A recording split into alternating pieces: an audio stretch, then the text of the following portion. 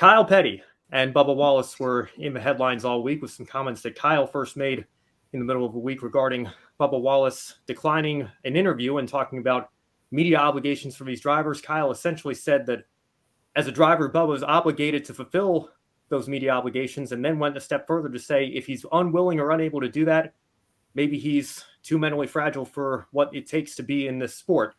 Bubba Wallace fired back in his pre-race interview last night, talking about how he was just there to fulfill his media obligations and joking that he was too mentally fragile, and then saying now on to the fill in the blank that matters there in his interview. I believe it was with Dave Burns with NBC Sports.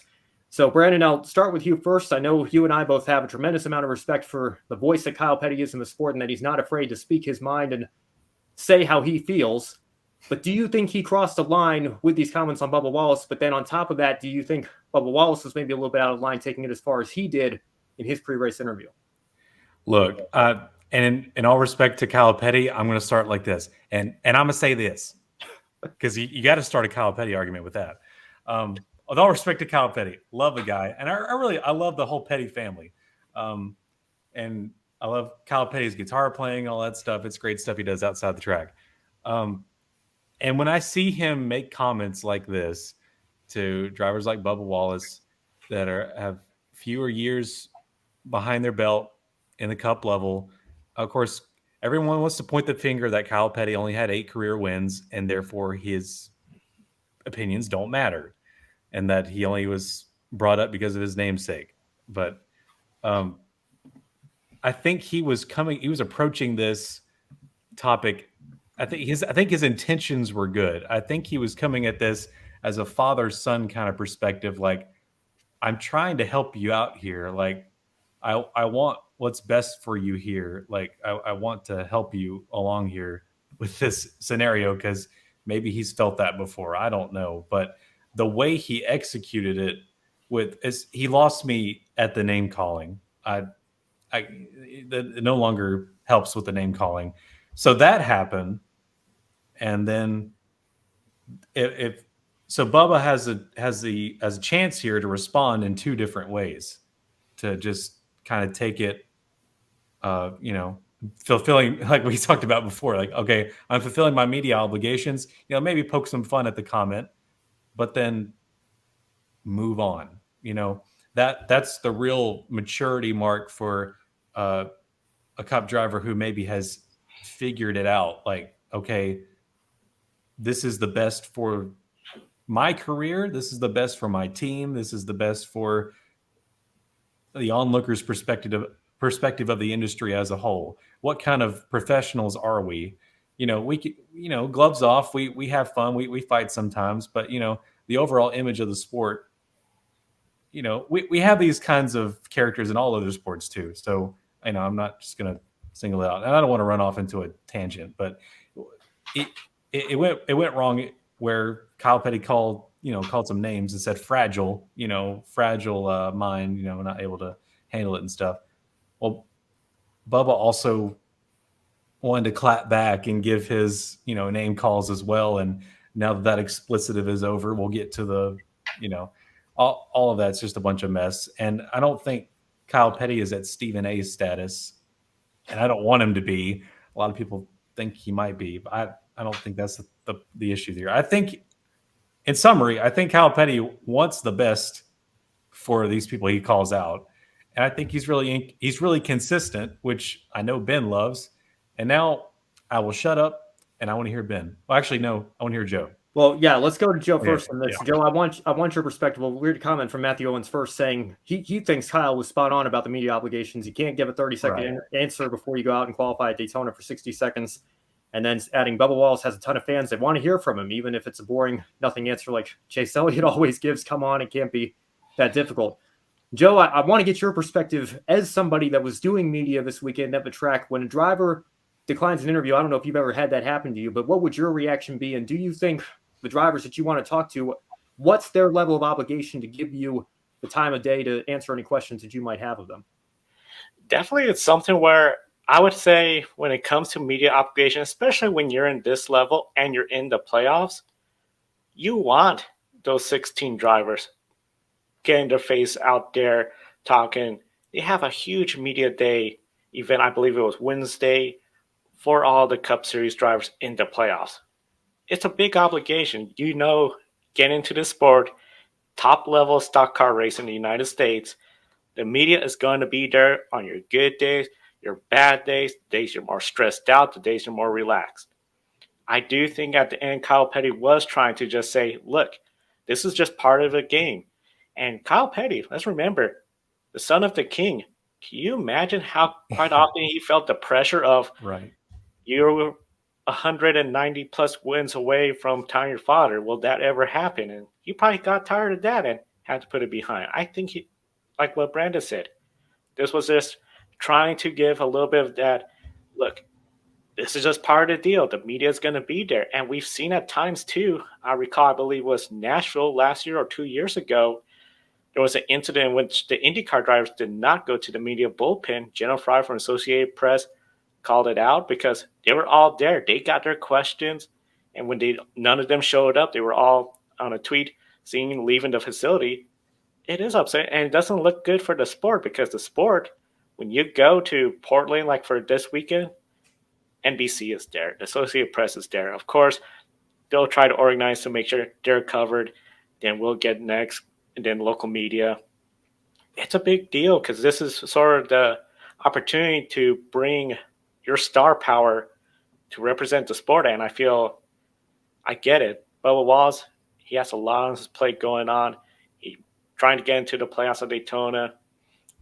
Wasn't exactly in the mood to be interviewed, have a camera in front of him and say, that's part of the obligation. If you don't make it in the next round, who's going to be there as soon as you climb out of the car? NBC, Dave Burns, Matt Schneider. If you advance, who's going to be out there? Them again. This is just part of their territory, and I feel I would have to agree that, I think Kyle Petty did not mean ill will. If anything, he's just calling it like it is. Like, look, you're in NASCAR. You're a good enough driver. This is one of those things you're going to have to deal with. The media will always be there. I just don't think Bubba exactly handled that well once he, like you said, Brandon, I'm here for the media obligation, not to get in trouble.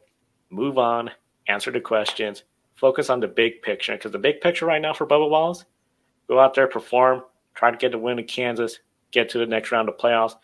Because he will love to be on the front stretch again at Kansas and then see the media and talk about his win.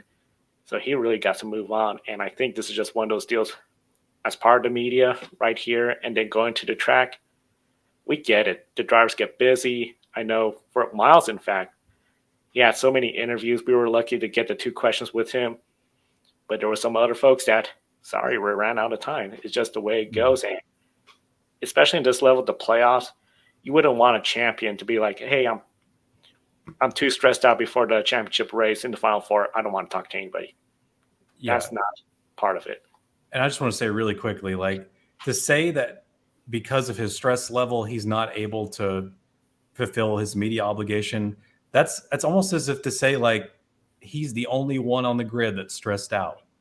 Like, he is not, no one on the grid is special enough to where they reserve the right where they don't have to fulfill their obligations, especially at the Cup level. Like, come on now. Like, you have some, I don't know, just, it's just a lack of humbleness. I don't know. Like, yes, do you not think that Corey LaJoy, that BJ McLeod is going through some stress here? I mean, maybe, but they still get up there. Chase Elliott probably hates everything at some point, but he's still going to say, yeah, car was good. Just a lot of stuff to work on. You're going through the, just give him a little bit. And I know Bubba poked fun at the time, like 30 seconds of time or something, but like, please do it. You are in the elite of motorsport society. Like, just do your job. It's part of your job. It's expected of you. It's expected of you. And Kyle Busch, we know sometimes when he gets angry and he storms off, doesn't want to talk to anybody, or he gives those interviews where he just says, nope, yep, what do you think? People don't like that either. That's better than nothing. Better than nothing. But you got to do it. And I think, too, it's the media's role to get the story. I think the best example I could think of, 2021, James Hinchcliffe, when he went out first lap, first corner to Shelton chicane, and questions about where is he going to go next year? He might be out. We approached him. He wasn't in a good mood to interview, but he still interviewed. He gave us his honest answers. He was upset, you could tell, but it was an interview that was very memorable. And at the end, after he finished his answer, James Hinchcliffe, thank you so much for your time. He just nodded his head, but you could tell he wasn't exactly thrilled to see our little microphone and camera there saying, hey, we're here for an interview. But he gave it the time, and for his fans as well, too. They got to hear their favorite drivers speak. Yeah, and I don't care what the ugly side of social media says about Bubba Wallace. He is a talented race car driver. He just, a lot of his decisions like this just really disappoint me. And because I want best for him. I do. It just, I wish he would learn some wisdom and cooperate with the system. Well, the first thing I have to say is, can we stop making fun of Kyle Petty's wins record? Like, I don't know what the exact number is. I think it's somewhere around 3,000 drivers have set foot in a Cup car and run at least one race. Do you know how many have won more than 8 races, which is Kyle's career total? 67. Kyle's tied for 68th on the all-time wins list. I just looked it up with Ryan Blaney at 8 wins.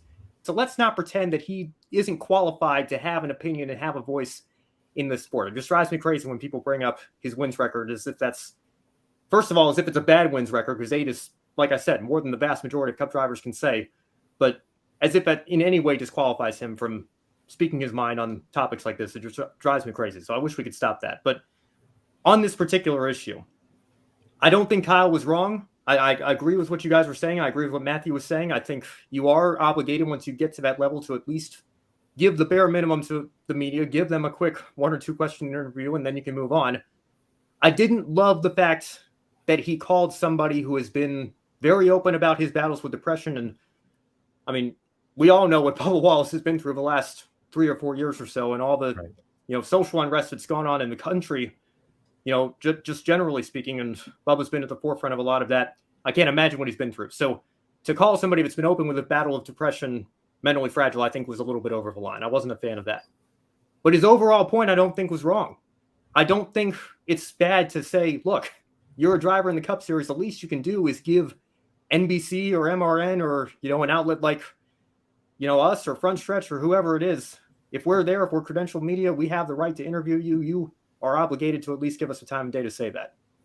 Now, what Bubba said on Sunday night, again, he's entitled to his opinions and all that. I have no problem with, him speaking his mind as well. But I think if he had just joked with, NBC really quickly and said, well, I'm just here fulfilling my media obligations, and kind of laughed it off and then gone into his answer, I think that would have gotten a chuckle out of everybody. I think that would have been fine. It was that he continued to go on about it and then dropped an expletive on national television.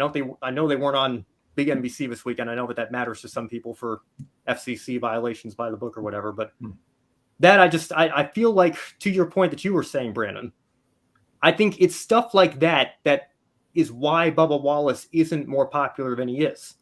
And listen, people have their opinions on what happened at Talladega in 2020 and how that was handled on NASCAR's end and on Bubba Wallace's end and the aftermath of that. And I don't think anybody's opinion is going to change on that at this point. And what he has to deal with and what he still has to deal with from what stemmed from that incident is absolutely awful. And of course, we don't condone any of that. But again, it's not the first time that he's given an interview like this, or he's, said some things that I think fans don't like or they take the wrong way. And I just wish that he'd have a little bit more self-control when he's in a position like this. And I think that would go a long way towards trying to win over some of his doubters and some of his haters and saying, I'm here, I'm a talented race car driver, and I'm going to put this behind me and go out and put my best foot forward. He's going back to a track he's won at last year with Kansas coming up. I think it was a great opportunity for him to show that maturity. And unfortunately, I think he came up a little bit short there. Yeah. In my opinion, I think it's this culture that says you are free to be your true, authentic self that condones this sort of behavior sometimes. Like, I need to be who I am, like, even if it is like, no, you're just being rude. You're not contributing to society by being your true, authentic self in that sense. No, you're being very rude and not being professional. Like, that hasn't changed. Yes. And thank you both for your thoughts on it. I think the one thing that is great about conversations like this is that, we're open, we're honest, we're having this discussion, trying to see it from both Kyle Petty's vantage point and Bubba Wallace's vantage point, and not just going back and forth with name calling and insults on Twitter like a lot of people were doing on Sunday night. And I think that's what we need more of when situations like this come up. So we'll read a couple more comments. But here. I am ready, Ben. Well, just say the word, I'll fire away. There you go. Yeah. Well, we'll read a couple more comments here, and then we'll leave it at that. Matthew Owen saying, I'm always going to defend the media in situations like this. They're not doing this for nothing. They're doing their jobs just as much as the drivers are doing theirs. And again, I think that's why it's valuable to have a voice like Kyle Petty, because Kyle Petty's been on both sides of it. A lot of Jeff Burton, Dale Earnhardt Jr. in the booth for NBC, and Parker Kligerman on pit road for NBC. Those guys know what it's like to be on the other end of it. And now I think have a different perspective working in media. When they're going for interviews, I think, their voices aren't, irrelevant or not worth listening to when it comes to circumstances like this. Adam Lemery's closing us out here saying, I'll agree 110% with everybody.